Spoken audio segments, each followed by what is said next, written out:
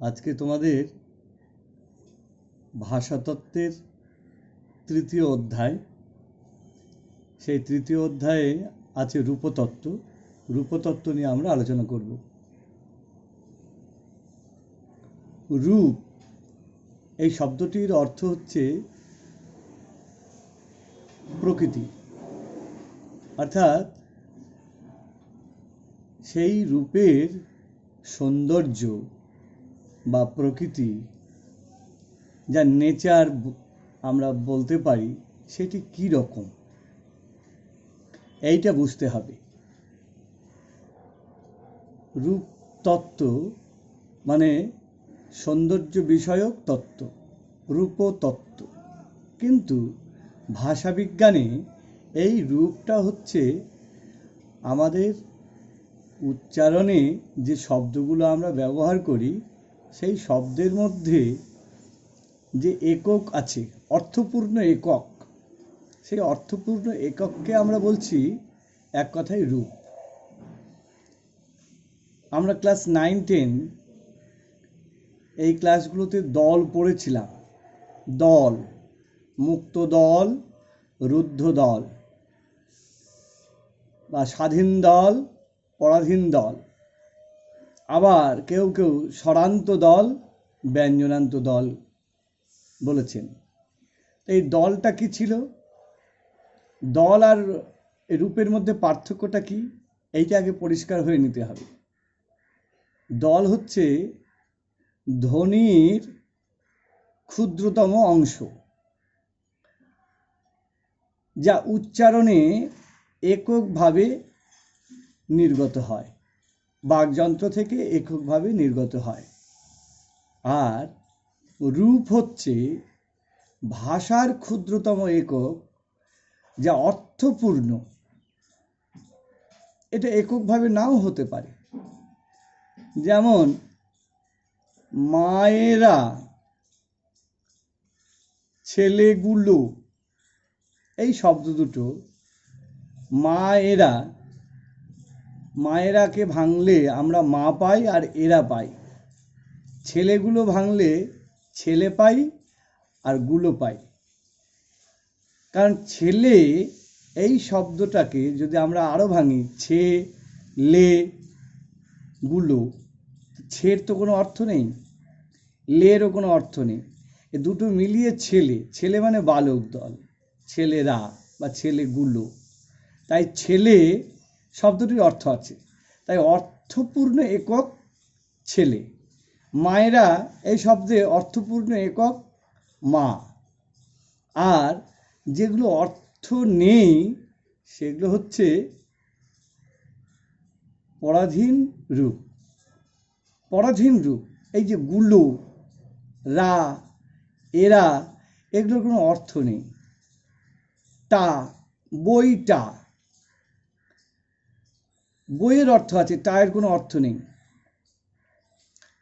আমি বলি বইগুলো এনে দাও। এখন যদি কাউকে বলি, বই শব্দটা ব্যবহার করলাম না, গুলো এনে দাও, সে কি আনবে? বই আনবে না খাতা আনবে না পেন্সিল আনবে? সে কিন্তু বুঝে উঠতে পারবে না, কারণ অর্থপূর্ণতা পাচ্ছে না তার কাছে। তাই অর্থপূর্ণ একক হচ্ছে যে অংশটা জুড়ে আমার অর্থ তৈরি হচ্ছে, সেই অংশটুকু। তাহলে এই অংশটির নাম হচ্ছে রূপ। তাহলে স্বাধীন রূপ, যার অর্থ আছে, আর যার অর্থ নেই সেটা পরাধীন রূপ। তাহলে গুলোটা হচ্ছে পরাধীন, আর ছেলে হচ্ছে স্বাধীন। মা হচ্ছে স্বাধীন, যার অর্থ আছে জননী। আর এরা বহু বাচনিক শব্দ, মানে বিভক্তি বা নির্দেশক বলতে পারি, কিন্তু এটার কোনো অর্থ নেই। এরা, টা, গুলো, এগুলো কোনো অর্থ নেই। তাই এটি হচ্ছে পরাধীন রূপ। এই পরাধীন রূপ মূল বা বদ্ধরূপ মূল বলা হচ্ছে এদের। আর স্বাধীন রূপ মূল, একেই বলা হচ্ছে মুক্ত রূপ মূল। আর যে সমস্ত বিভক্তি এই অর্থপূর্ণ এককের পাশে নেই তার হচ্ছে শূন্যরূপ মূল। যেমন আমি বাড়িতে আছি, তে এটা বিভক্তি বা পরাধীন রূপমূল, কিন্তু পরাধীন রূপমূল নেই, এরকমভাবেও অর্থ প্রকাশ করা যায়। আমি বাড়ি আছি, আমি বাড়ি আছি কথাটির অর্থই হচ্ছে আমি বাড়িতে আছি। তাহলে দুটো বাক্যের রূপ তো এক নয়, তাই বাড়ি আছি এটা হচ্ছে শূন্য রূপ মূল, এর সঙ্গে কোনো বিভক্তি নেই, স্বাধীন শূন্য রূপ মূল। আমি বাড়ি আছি।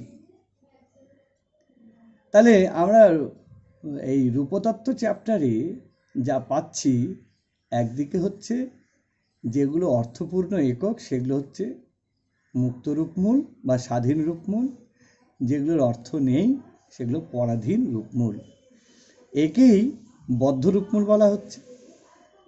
তাহলে আমরা শিখলাম কি কি? রূপমূল কাকে বলে, মুক্ত রূপমূল কাকে বলছে, বদ্ধ রূপমূল কাকে বলছে, শূন্য রূপমূল কাকে বলছে। এই সঙ্গে আরো আছে মিশ্র রূপমূল। মিশ্র রূপমূল কিরকম না, পাশাপাশি দুটি রূপমূল পাশাপাশি ব্যবহৃত হলে তখন তাকে মিশ্র রূপমূল বলা হচ্ছে। কিরকম? পিতা মাতা একই একটা শব্দ, এই হিসাবে ব্যবহার করলে পিতার একটি অর্থ আছে, মাতার একটি অর্থ আছে। পিতা মাতা, ভাই বোন, ঘর জামাই, ঘরের অর্থ আছে, জামাইয়ের অর্থ আছে।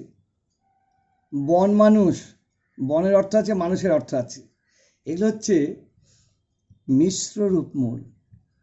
দুটো রূপমূল একসঙ্গে ব্যবহৃত হলে মিশ্র রূপমূল হয়।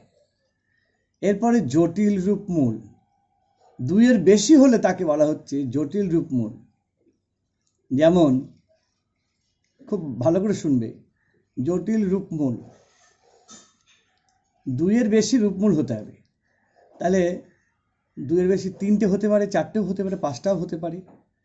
ত্রিবর্ণ রঞ্জিত পতাকা, ত্রিবর্ণ রঞ্জিত পতাকা একসঙ্গে ব্যবহৃত হলে দেখো কতগুলো। ত্রি মানে তিন, বর্ণ মানে রং, রঞ্জিত মানে রাঙানো, পতাকা।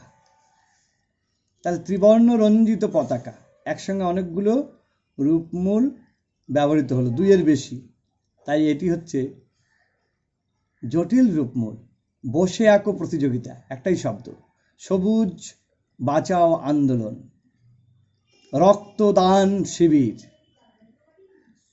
তাহলে এগুলো হচ্ছে রূপমূলের আরো অনেক শ্রেণীবিভাগ পেলাম, জটিল রূপমূল। তাহলে আমরা শিখলাম মিশ্র রূপমূল, জটিল রূপমূল, বদ্ধ রূপমূল, রূপমূল এবং স্বাধীন রূপমূল। এরপরে আছে ক্র্যানবেরি রূপমূল। ক্র্যানবেরি রূপমূল, ক্র্যানবেরির অর্থ হচ্ছে এই কিছু কিছু রূপমূল আছে যে রূপমূলের কোনো অর্থ নেই, অথচ বিভক্তি বা উপসর্গ প্রয়োগে সেই শব্দের অর্থ বদলে দেয়। যেমন লাপ, লাপের কোনো অর্থ নেই, এই লাপের সঙ্গে যদি আমি প্র লাগিয়ে দিই উপসর্গ, প্রলাপ মানে ভুল বকা। বিলাপ কাঁদা, আলাপ আলোচনা। তাহলে দেখো অর্থ পাল্টে গেল, এই লাপ অংশটি ব্যবহৃত হতে হতে পাল্টে গেল। এই লাপ অংশটি হচ্ছে ক্র্যানবেরি রূপমূল। তাহলে আমরা অনেকগুলো রূপমূলের তথ্য পেলাম। তোমরা ওই গাইড বইতেও থাকতে পারে, কোনো কোনো গাইড বইতে আলোচনা, আর একটু 122 পেজ রূপতত্ত্ব তৃতীয় অধ্যায় তোমরা বইটা খুলে একটু পড়ো। আমি আশা করছি তোমাদের ধারণা পরিষ্কার হবে। আজকে এই অবধি রাখছি, আমরা আবারও রূপতত্ত্ব নিয়ে কখনো আলোচনা করব পরবর্তীতে।